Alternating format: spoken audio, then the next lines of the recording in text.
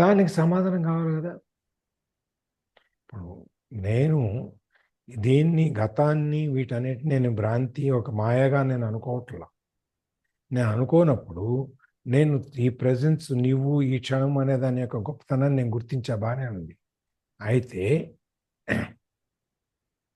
ఈ ఈ భ్రాంతిని నేను ఒప్పుకోను, ఎందుకంటే అది నేను చూశాను కాబట్టి. అంటే దానికి ఆయన సమాధానం చెప్తాను. చదవండి. When I say time is an illusion, my intention is not to make a philosophical statement. I am just reminding you of a simple fact, a fact so obvious that you may find it hard to grasp and may even find it meaningless. But once fully realized, it can cut like a sword through all the mind created layers of complexity and problems. Let me say it again. The present moment is all you even have. There is మీకు అబ్బడితే మొక్కలు తెగ కాసేసి పూసేస్తాయి అంత కదా. అరే రాయ లలిత mute లో పెట్టుకో. There is never a time when your life is not this moment. Is this not a fact? When I say time is an illusion, నేను ఈ టైం అనేది, ఈ కాలం అనేది ఒక భ్రాంతి, మాయ అని నేను అనేటప్పుడు నా ఉద్దేశం ఏంటంటే, my intention is not to make a philosophical statement, ఒక ఆధ్యాత్మికమైనదో ఫిలాసఫీతో కూడిన ఒక స్టేట్మెంట్, ఒక మాటని చెప్పటం నా ఉద్దేశం కాదు. టైం ఈజ్ అన్ ఇల్యూషన్ అని చెప్పేటప్పుడు నేను నీకేం గుర్తు చేయదలుచుకున్నానంటే, I'm just reminding you of a simple fact, a fact so obvious that you may find it hard to grasp and may even find it meaningless. ఒక చిన్న విషయం, అది ఎట్లా అనిపిస్తుంది అంటే నీకు అర్థం చేసుకోవడానికి చాలా కష్టంగా ఉండొచ్చు, లేదు నువ్వు దానికి ఒక అర్థం లేని విషయం అని అనుకోవచ్చు. చిన్న ఫ్యాక్ట్, చిన్న విషయం, బట్ వన్స్ ఫుల్లీ రియలైజ్డ్, కానీ నువ్వు ఒకసారి కనుక దాని గురించి తెలుసుకున్నట్టయితే, it can cut like a sword through all the mind created layers of complexity and problems. నువ్వు ఒక్కసారి కనుక ఈ నవ్వు అనే దాని గురించి, ఇవన్నీ భ్రాంతి అనే దాని గురించి నువ్వు ఒక్కసారి కనుక నువ్వు అర్థం చేసుకుని నువ్వు తెలుసుకున్నట్టయితే, అది ఒక పదునైన కత్తిలాగా ఈ మన మైండ్ క్రియేట్ చేసినటువంటి కాంప్లెక్సిటీస్ అండ్ ప్రాబ్లమ్స్, ఈ సమస్యలు, ఈ ప్రాబ్లమ్స్, ఎమోషన్స్, వీటన్నిటిలో అద్దలద్దలుగా లేయర్స్ అంటే అంతలద్దలుగా పేరుకుపోయిన వీటన్నిటినీ చాలా తేలిగ్గా అది ఒక పదునైన కత్తి ఎలా కట్ చేస్తుంది, మన కేక్ని కట్ చేసినట్టు అట్లా ఇవన్నీ కట్ చేసుకుంటూ వెళ్ళిపోతాను అనమాట.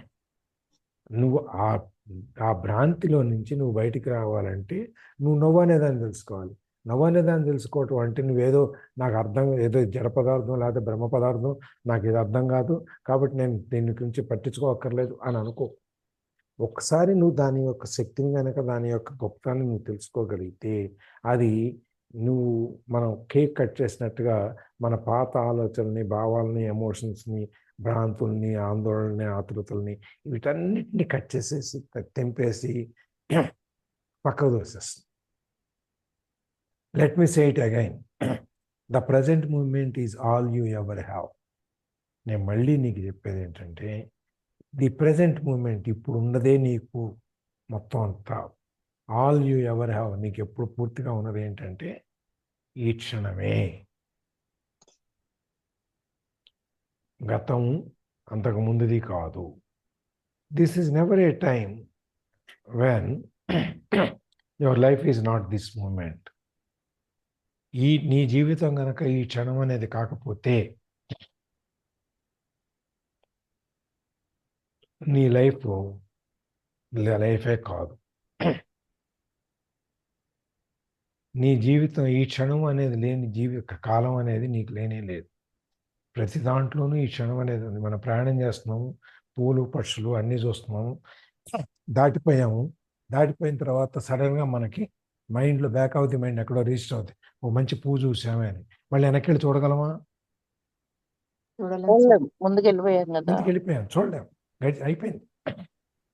సో ఆ ప్రజెంట్ అనే దాన్ని అప్పటికప్పుడు నువ్వు చూసి ఆనందించగలగాలే కానీ నువ్వు తర్వాత ఎప్పుడు ఆనందిద్దాము అంటే నీకు జీవితంలో కుదరదు కదా. ఇది విషయం, ఇది ఫ్యాక్టే కదా. అవును సార్, అవును. అది అందుకని నువ్వు నీ జీవితాన్ని నువ్వు ఆస్వాదించు. కళ్ళు మూసేసుకుని గానిగెద్దుకి లేకపోతే గుర్రానికి ఈ కట్టేస్తారు కదా గుంట్లు, గంతలు కడతారు కళ్ళకి. తిరుగుతా ఉంటది ఇంకా దానికి అటు ఇటు చూడదే కాదు, ఉం. ముందుకే చూసుకుంటూ వెళ్ళిపోతుంది. దానికి ఇంకేం ఉండవు.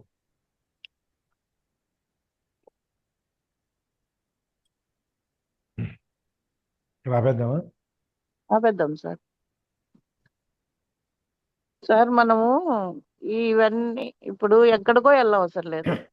మన పరిసరాలు ప్రజెంట్ ఇప్పుడు మన దగ్గరకు వచ్చిన సిచ్యువేషన్ ని మనం మనస్ఫూర్తిగా ఆలోచించాలి. ఇగో ఉద్యోగాలు, ఆదాయము, కష్టాలు, సుఖాలు, జీవితాలన్నీ ఉంటాయి. కానీ వాటి నుండి కొంచెం మనం బయటపడి కొన్ని సంతోషాలు ఇలాంటివన్నీ కూడా, ఇప్పుడు సూర్యోదయం ఉందనుకోండి, మంచి వర్షం పడుతుంది అనుకోండి, మంచి వాసన వస్తుంది అనుకోండి, ఇంట్లో పరిస్థితులు మనం ఎంత దూరమో వెళ్ళవసరం లేదు. టూర్లు బోర్లకి ఎక్కడికో సుందర ప్రదేశాలకు అవసరం లేదు. మనం ఉన్నంతలోనే మన సిచ్యువేషనే, పసిపిల్లలు ఎదురైనా, వాళ్ళ నవ్వులైనా, వాళ్ళ మాటలైనా, ఏదైనా ప్రతి ఒక్కటి దేవుడి సృష్టిలో ప్రతి దానిలో సంతోషం ఉంది. అదేంటంటే సార్, ఫుల్ఫిల్ అయ్యి చేసుకున్నట్టు మన జీవితాన్ని. సంతోషపడ్డాము అయితే ఏంటంట అని అలా అనుకోకుండా, ఇది హార్ట్ఫుల్ గా జీవించటం అనేది ఉంటుంది. మన ఇంట్లో మనం ఉన్నా, ఇంట్లో వస్తువులున్నా, కాసేపు పనులు హడావిడి ఉంటే హడావిడి, ఇప్పుడు క్యారేజీలు పెట్టాలనుకోండి, నువ్వు కూర్చొని నువ్వు ప్రకృతిని ఆస్వాదించంటే ఆస్వాదించలేం కదా. పనులకు పనులు ఉంటాయి. కాస్త మన కోసం మనం కేటాయించుకుంటూ ఆ ప్రయాణాన్ని మనం సంతోషంగా, హార్ట్ఫుల్ గా, రొటీన్ గా లేకుండా ఫలవంతం చేసుకోవాలని ఇప్పుడు మేము వినింది నాకు అర్థమవుతుంది సార్. మీరు బయట ఇంట్లో పని చేసుకుంటూ బయట ప్రకృతిని చూడలేం కదా. అవును సార్. మీరు క్యారేజ్ పెట్టే దాంట్లో కూడా మీరు ఆనందం పొందొచ్చు. అంతే సార్, అవును. ఇప్పుడు కూర చేసాము, మామూలుగా చేసి పెట్టేసాం, ఇంకో రోజు ఏం చేస్తాం, దాని మీద కొత్తిమీర చల్లి ఇంకోటి చల్లి ఇప్పుడు దాన్ని కూర అందంగా చేసేటప్పుడైనా, ముక్కలు కట్ చేసేటప్పుడైనా కలర్ ఏంటి, తాలింపు వేసేటప్పుడైనా అన్ని రకాలు అది కూడా వేయటం, ఆనందించవచ్చు. కరివేపాకు వేయటం, ఆ సువాసనలు, ఉల్లిపాయలు వేగితే ఆ కలర్ ను ప్రతిదీ కూడా మనం ఆస్వాదించాలంటే ఆస్వాదించవచ్చు. అది బలవంతం చేసుకోవాలి మనం అది. మన మనసులో ఉండాలి.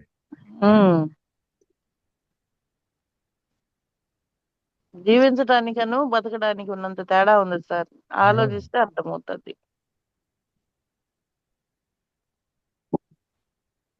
ఇంకెవరైనా షేరింగ్స్ ఉన్నాయా అండి?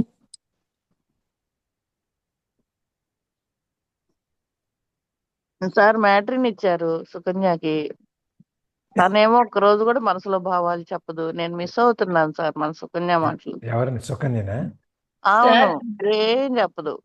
మిస్ అయ్యే వాళ్ళందరూ వచ్చేయండి గుంటూరు. వేణి గారు చెప్పండి. వేణి గారు. ఏం లేదు మ్యామ్, కిచెన్ లో నెత్తుక్కోవచ్చు అంటే కిచెన్ లోనే ఉండిపోతుంది సార్, బయటకు రాము ఇంకా మేము. మీ కిచెన్ లో ఉండండి, ఎవరు వద్దన్నారు? ఇంకా సార్ 24 hours ఇక్కడ అయిపోతుంది సార్, ఇంక బయట ప్రపంచం దొరకదు ఇక్కడ ఎక్కేసుకుని. మీరు కిచెన్ ఆనందించండి. అంతే. పోయి శుభ్రంగా తొడవండి, ఆనందపడండి. పాలు పొంగుతాయి, పాలు పొంగిని అని ఆనందపడండి. పోయి అది డబ్బా. తొడవండి, భలే వచ్చారని ఆనందపడండి. ఆనందాలండి. అదే అవుతుంది అప్పుడు. లేకపోతే ఈ అలమారాలో ఉన్న డబ్బాలన్నీ ఈ అలమారాలో పెట్టండి, అవును. ఇవన్నీ తీసుకెళ్ళి అందులో పెట్టండి. బయటికి ఎప్పుడు రమ్మంటారు సార్ అప్పుడు? మీ మనసు నుంచి బయటికి మానసికంగా మీరు బయటకు వచ్చేసారు కదా. ఇప్పుడు ఇదివరకు వర్షం కురితే ఏం చేసేవాళ్ళం? వర్షం కురుస్తుంటే అలా చెప్తున్నారు సార్, అదే గర్ల్ ఉంటే ఆ టైంలో ఆ ప్లేస్ లో చెప్పరు సార్ అలా. ఏం లేదు, బయట కూర్చునేవాళ్ళం, హాయిగా శనక్కాయలు వేయించుకుని బెల్లం పక్కన పెట్టుకుని ఆ శనక్కాయలు తింటూ, వేరుగా శనక్కాయలు గింజలు తింటూ, ఆ బెల్లం కొరుక్కుంటూ మధ్యలో ఆ వాన చూస్తూ ఎంజాయ్ చేసేవాళ్ళం. సార్ అప్పుడు మీకు మైండ్ లో ఏం ఉండదు. మీకు తెచ్చి పెట్టే వాళ్ళందరూ ఎవరో ఒకరు ఉంటారు, చేసి పెట్టే వాళ్ళు ఎవరో ఒకరు ఉంటారు. మీకు ఏం అదే ఉండదు. మాకు ఎప్పుడు అంత ఉండడానికి స్పేస్ ఉండదు సార్. మీరు ఉంది అనుకుంటే ఉంటుంది, లేదు అనుకుంటే ఉండదు.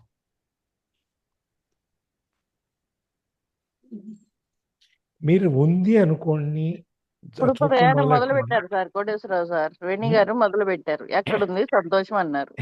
ఇప్పుడు వాళ్ళకి వేరుశనక్కాయలు ఇవ్వడంలో ఆనందం ఉంటది, బెల్లం ఇవ్వడంలో ఆనందం ఉంటుంది. దేనిలో లేదు చెప్పండి, మనం సెర్చ్ చేయాలా అంతే.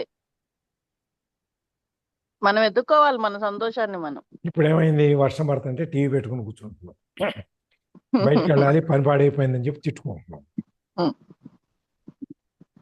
ఆ రోజుల్లో రోడ్డు మీద నీళ్లు పోతుంటే పేపర్తో పడవలు చేసి నీళ్ళలో వదిలేసేవాళ్ళు.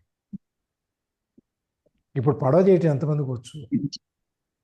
సార్ మాకు వచ్చు, కానీ ఆ రోజులు రావు కదా. తెచ్చుకోండి. వర్షాలు వస్తాయి కదండి. ఎవరు వద్దన్నారు? తెచ్చుకోండి. వర్షాలు వస్తే ఓకే, రోడ్డు మీద వరద చూడలేరు, అగ్రీడ్, నో ప్రాబ్లం. ఒక పడవ చేసి మీ ఇంట్లో బాన్లోనూ తొట్లోను లేకపోతే ఒక నీళ్ళ ట్యాంకులో టబ్లో నీళ్లు పోసి దాంట్లో పడవ టబ్లో వదలండి, వేసి పిల్లలకి చూపించి సంతోషపడండి. ఆనందించండి. సార్ ఈమె ఇలా చెప్తున్నారు కానీ వాళ్ళ అబ్బాయి చెబుతా ఉంటే సంతోషపడలేదా? పక్క నుండి చదివి సంతోషపడలేదా? పిల్లలు ప్రయోజకులు అవుతున్నారని సంతోషపడలేదా? ఇది గుర్తించండి వేణి గారు మీరు.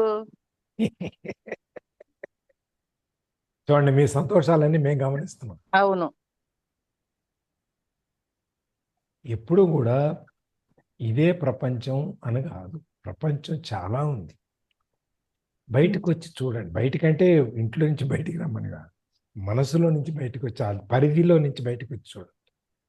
ఇప్పుడు ఈ క్లాస్ అనేది ఒక పుస్తకానికి దుమ్ము పట్టి ఉంటే దులివేసి మనకు ఇప్పుడు అన్ని తెలియజేస్తుంది. మనం సెర్చ్ చేసుకోవాలి. ఇది నిజమే కదా, నిజమే కదా,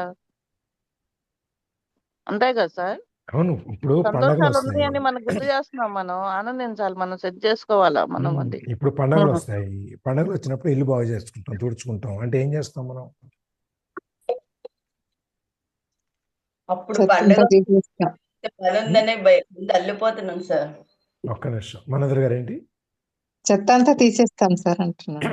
అక్కడ వేస్ట్ ఎక్కడ మన మనసులో ఇంట్లో చెప్పాలి. ఇప్పుడు ఒకటేసారికి ఇంట్లో మనసులో అని చెప్పాలి. కొంతమంది ఏం చేస్తారు, మూలలో ఉన్న బూజు గీజు దులిపేస్తారు. అవును. కొంతమంది ఏం చేస్తారు, అలమేరాలు షెల్ఫ్లు అన్ని తీసి, షోకేసులు అన్ని తీసి, ఆ బొమ్మలన్నీ దుడిచి కిందంతా దుడిచేసి అందంగా పెట్టుకుంటారు. సామాన్యంగా 90% ఇదే మనం చేసేది. అవును. ఆ 10% ఏం చేస్తారు, అవసరం లేని వస్తువులు తీసేస్తాం. ఒక్కొక్క గదిలోకి వెళ్ళి ఆ గదిలో పనికొచ్చే ఏంటి, పనికిరాని ఏంటి, అవసరం లేని ఏంటి అన్ని తీసి బయటపడేస్తారు. ఇంకా 5%కి వెళ్తే అల్మేరా తీసి పనికొచ్చే చీరలు, పనికిరాని చీరలు, ఎప్పుడో మనం చీర కట్టిన రోజుల్లో ఉన్న చీరలతో సహా ఉన్న వాటినన్నింటినీ తీసి సర్ది అవన్నీ బయటికి తీసేసి మనం కట్టుకునే దాపుడు చీరలు, పడ్ల చీరలు, పట్టు చీరలు అవేవో ఒక్కొక్క దాంట్లో పెట్టేసేసి మిగిలిన పనికిరాని తీసేసి బయటికి ఇచ్చేస్తాం. అంటే you are emptying your mind.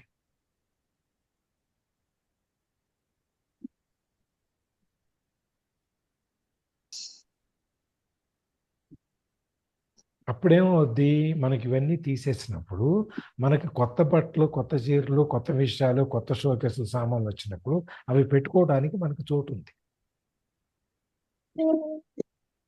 పాతవి తీసేయకుండా కొత్తవి తీసుకొచ్చి దాంట్లో కుక్కి కుక్కి కుక్కి కుక్కి పెడితే ఏమవుతాయి, కొత్తవి పాడైపోతాయి, పాతవి నలిగిపోతాయి, రెండు నలిగిపోతాయి. అవును సార్.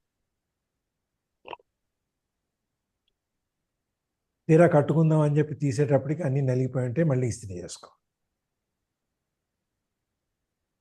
ఒక్కోసారి మనం చేసుకునే అవుతాయి అవ్వవు, మళ్ళీ చాకలను పిలిచి మళ్ళీ పక్కన ఇస్త్రీ వాడిని పిలిచి వాడికి ఇచ్చి వాడితో చేయించుకోవాలి. ఇవన్నీ మన డాక్టర్ దగ్గరికి వెళ్ళాలి. అలాంటి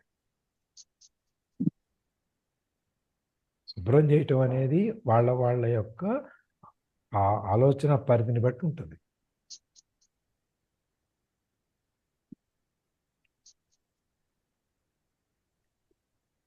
జై శ్రీమన్నారాయణ. జ్యోతి వచ్చిందా సార్? ఉమ్. జై శ్రీమన్నారాయణ జ్యోతి. జై శ్రీమన్నారాయణ సార్. జై శ్రీరామ్. మీరే చేసినంత రియాలిటీ భలే చెప్తున్నారు సార్. ఉమ్.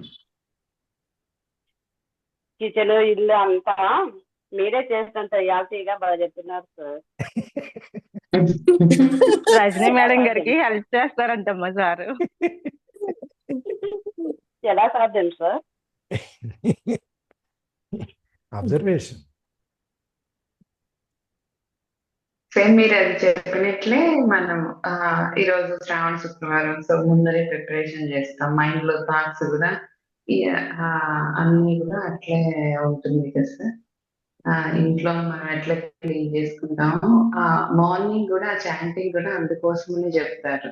అది రిపిటేషన్ గా జరుగుతూ ఉంటది. అప్పుడు మన బాడీలో కానీ మైండ్ లో ఉన్నది కానీ ఆ చనిపోయిన సెల్స్ అన్ని బయటకు వెళ్ళిపోతాయి.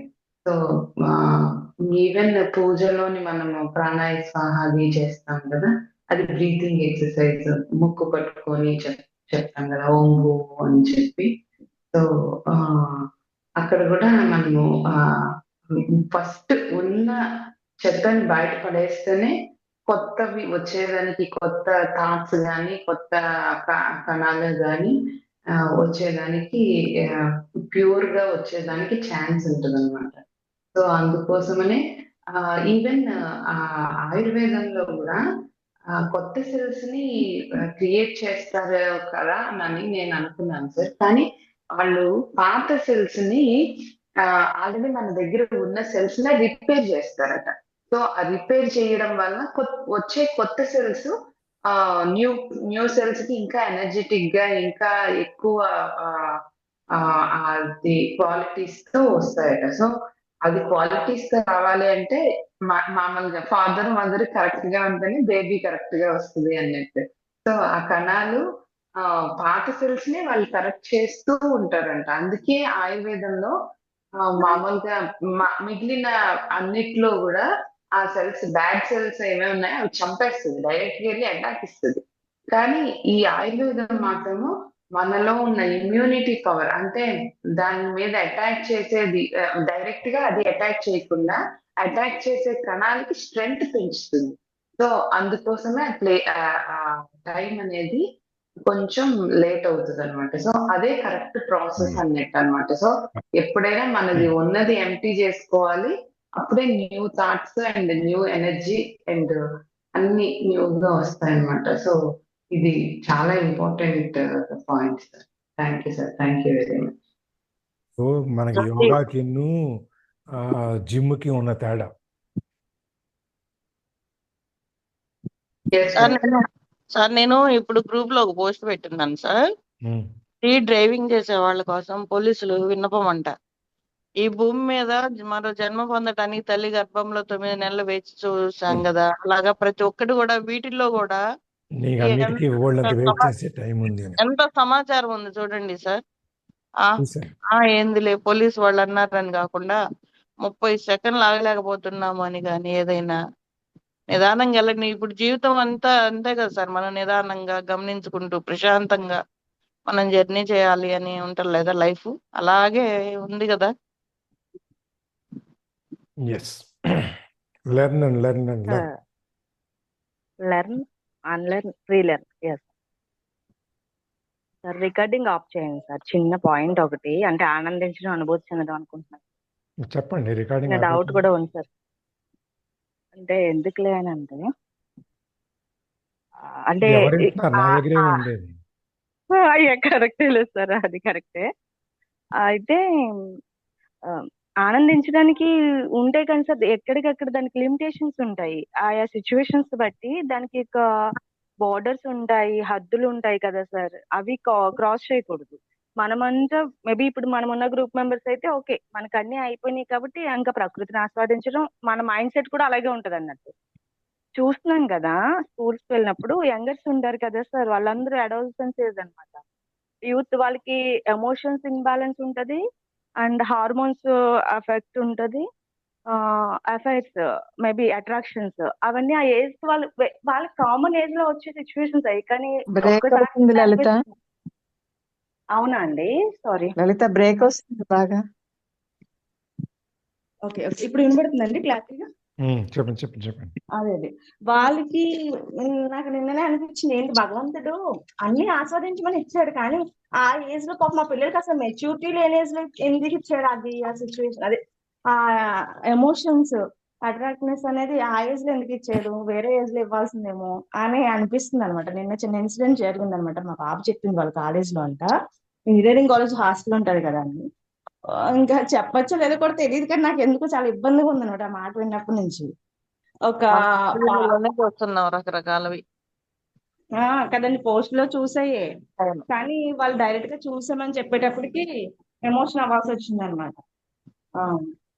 ఒక పాప 7 month బేబీని డెలివరీ చేసేసి, మేబీ మెడిసిన్స్ గట్రా ఉంటాయి కదండి, వాళ్ళ ఓన్ డెసిషన్స్ కూడా, ఎక్కడ మిస్టేక్, అదే అలా మిస్టేక్ జరగడం వల్లే కదా అది జరిగింది కూడా. అంతే చేసింది పాప. మా పాప కూడా సిక్ అయిపోతుంది కదా, ఎవరికి తెలియజేయలేదు. సిక్ అవడంలో పాపని మళ్ళీ వాళ్ళు కాలేజ్ స్టాఫ్ తెలుసుకుని హాస్పిటల్ అది తీసుకెళ్ళేటప్పుడు కూడా ఆ పాప మరి సూసైడ్ అటెంప్ట్ చేసిందో, సిక్ అయ్యి చనిపోయిందో తెలియదు. ఆ పాప కూడా చనిపోవడం జరిగింది. వాళ్ళ పేరెంట్స్ కూడా ఇబ్బందే కదండి.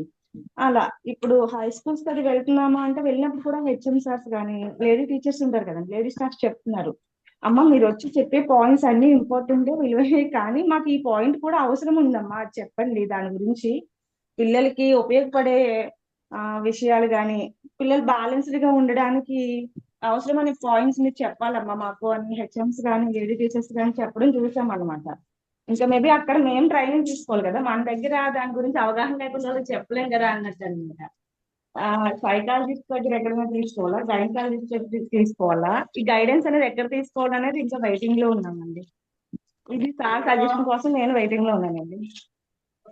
అంటే దీనికి సంబంధించిన ఇన్ఫర్మేషన్ ఎవరి దగ్గర ఉంటుంది మనం అవగాహన తెలుసుకోవడానికి? ఎవరి దగ్గర ఏమి ఉండదు, ఎవరికి రాసిపెట్టి పుస్తకాలు ఉండదు, ఎవరి అనుభవం నుంచి వాళ్ళకి వస్తుంది. ఇప్పుడు మనం సుకన్య గుర్తుందా, మనోదర్ గారు, మనం అనంతగిరి వెళ్ళినప్పుడు పైకి వెళ్ళాం కదా వ్యూ పాయింట్ దగ్గరికి. అవును సార్, మనం వెళ్ళాం. మెట్రో ఎక్కి ఎనపది ఎక్కి పైకి వెళ్ళాం. చాలా మంది ఉన్నారు. మనం ఎక్కి పైన ఫోటోలు తీసుకొని అల్లరి చేసేసి హడావిడి చేసేసి మనం కిందకు వస్తున్నాం. కిందకు వచ్చేటప్పుడు నేను చెప్పిన ఒక అబ్బాయి, ఇట్ మస్ట్ బి అబౌట్ 25, 26 అట్లా నిలబడి ఉన్నాడు. పెద్దాళ్ళనే మీరే బ్రహ్మాండంగా ఎంజాయ్ చేస్తున్నారు సార్ అవును అన్నాడు కదా. అవును సార్, అవును బాబు, ఎక్స్పీరియన్స్ బాబు, ఎంజాయ్మెంట్లు అని చెప్పి అనుకుంటూ మనం వచ్చేసాం. అది ఆనందించటం అనేది నీ మానసిక స్థితి. వాళ్ళంత యంగ్ ఏజ్లో ఉండి కూడా వాళ్ళు ఆనందించలేకపోతారు. మన జీవితాన్ని కాచి వడబోసి మనం ఎంజాయ్ చేస్తాం.